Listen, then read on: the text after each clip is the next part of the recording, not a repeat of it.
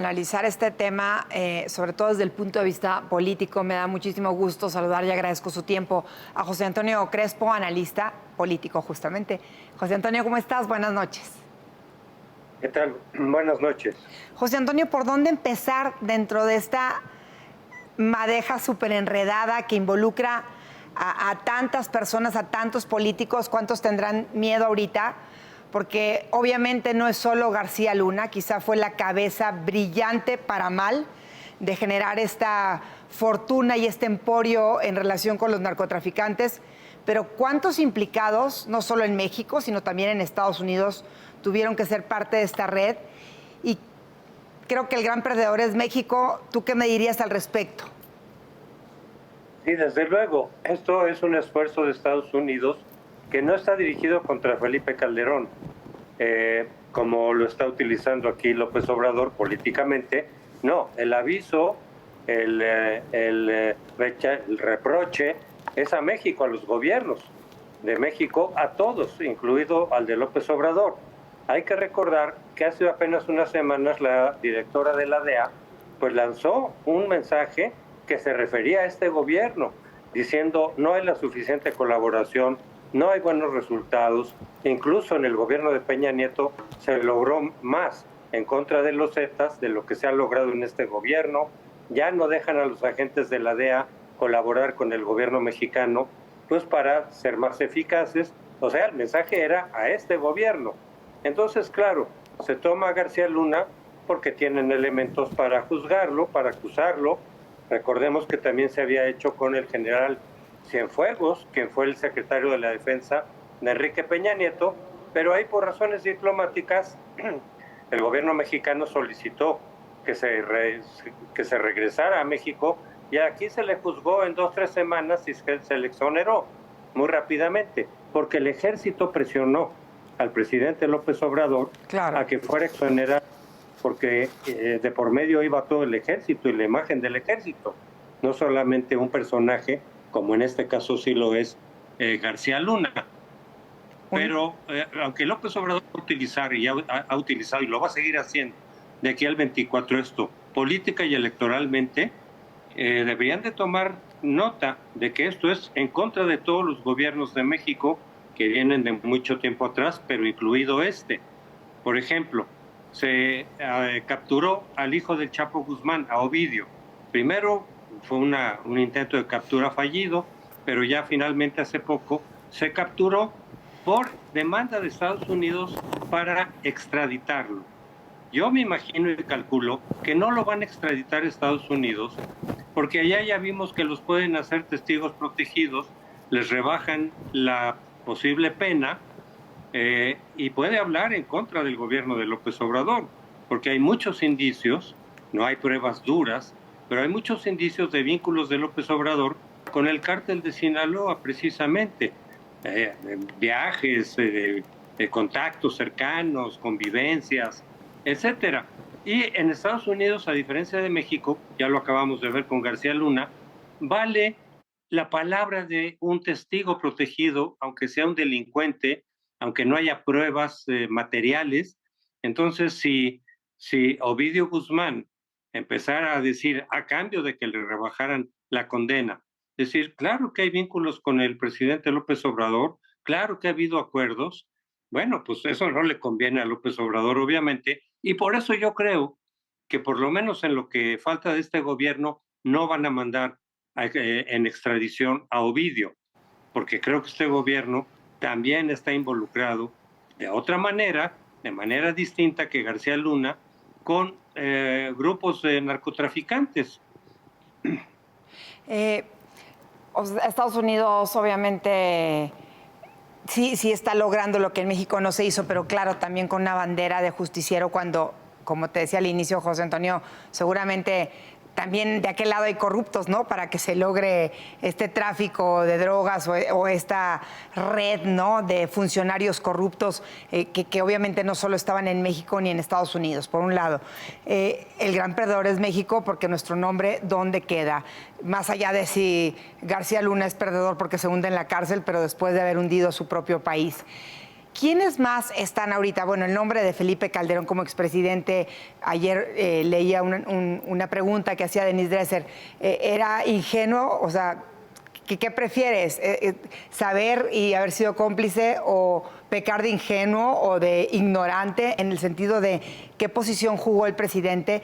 Pero todos los que estaban alrededor, seguramente también, digo, no podemos afirmarlo, pero mandos de otras policías, incluso militares, y los sexenios que vinieron después, cuando se ha confirmado que Genaro García Luna, José Antonio, pues cooperó con este cártel hasta el 2019.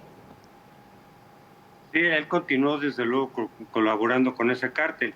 Hay muchos casos, y se sabe desde hace mucho, de gente que le advirtió a Felipe Calderón que había elementos para pensar que García Luna estaba vinculado con el narco. Hubo muchas personas, militares entre ellos. Calderón no les hizo caso, en el mejor de los casos, o sabía que había ese vínculo, eso no lo sabemos, y a lo mejor simplemente se hizo de la vista gorda. Yo creo que a él le convendría que se demuestre que él no sabía. Yo creo que le conviene más aparecer como ingenuo que como cómplice. Claro. Pero no lo sabemos. Yo desde luego no podría señalar cuál es la verdad, pero sí ameritaría un juicio, como lo dice Germán Martínez, aquí en México, para que sea con los elementos mexicanos. No tenemos que esperar para que se haga justicia en México y se combata la corrupción a que los norteamericanos tomen la iniciativa. López Obrador ofreció en su gobierno que aquí se iba a acabar la corrupción y la impunidad.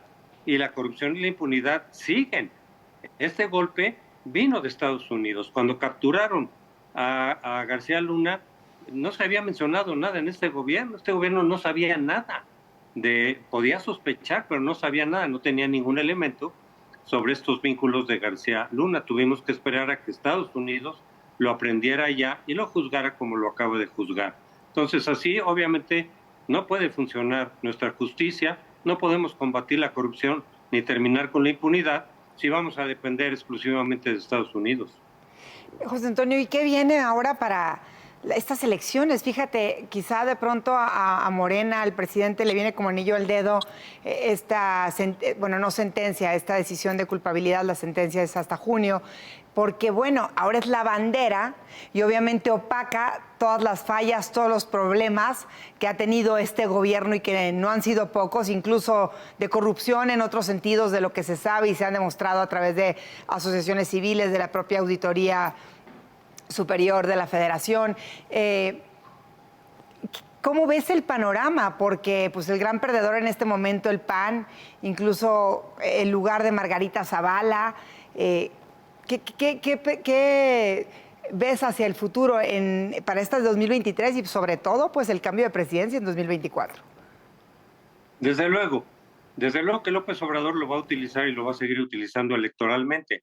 Y desde luego que hay personajes que salen perdiendo concretamente, como es Felipe Calderón, no sabemos hasta dónde, incluso si se le inculpa legalmente, y políticamente Margarita Zavala pues queda mal parada si es que deseaba ser precandidata.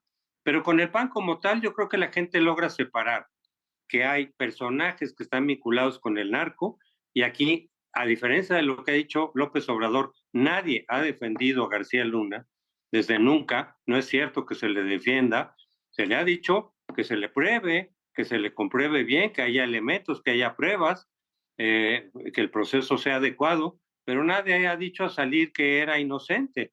Han dicho simplemente que se aplique adecuadamente la ley. Y yo creo que nadie se sorprende porque hemos tenido muchos casos, no a ese nivel, pero sí a otros niveles. Está el del general Rebollo durante el gobierno de Zedillo, que siendo el zar de las drogas, el zar antidrogas, pues también estuvo vinculado con el Señor de los Cielos y también fue apresado.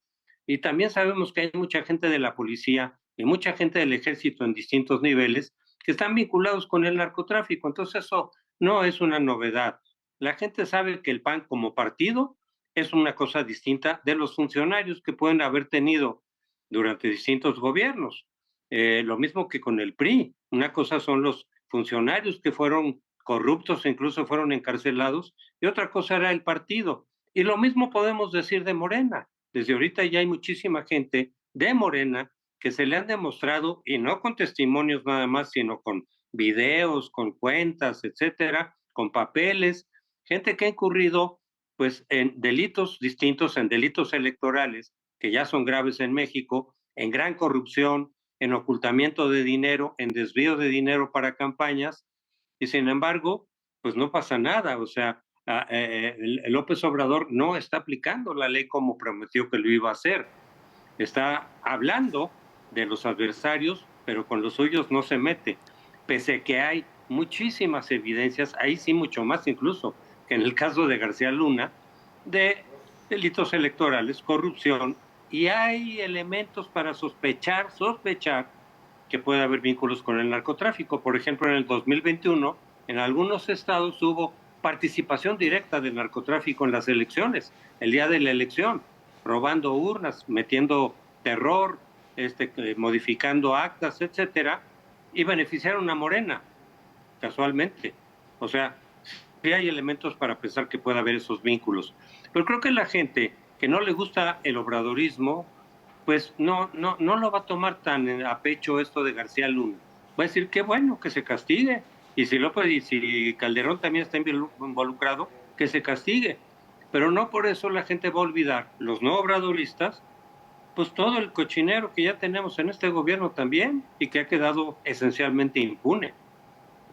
Pues sí, José Antonio, no sé si como ciudadanos tenemos esa madurez o esa claridad a veces de separar, y sobre todo cuando el discurso desde las mañaneras es el mismo todos los días, es ese lugar de poder pues para repetir un mensaje que desafortunadamente llega a muchos cuando es en este sentido. Por eso digo desafortunadamente, de descrédito, de llevarte a una doctrina que no necesariamente, lo hemos visto, la 4T ha sido lo mejor para México. Así que nos queda esperar y también ver qué pasa este domingo con la marcha, que he visto que estás muy pendiente de ello y que de alguna manera, aunque va dirigida al INE, yo creo que es un tema de empoderamiento y visibilidad del ciudadano para defender y hacerse cada vez presente, más presente, como no se había visto hace mucho tiempo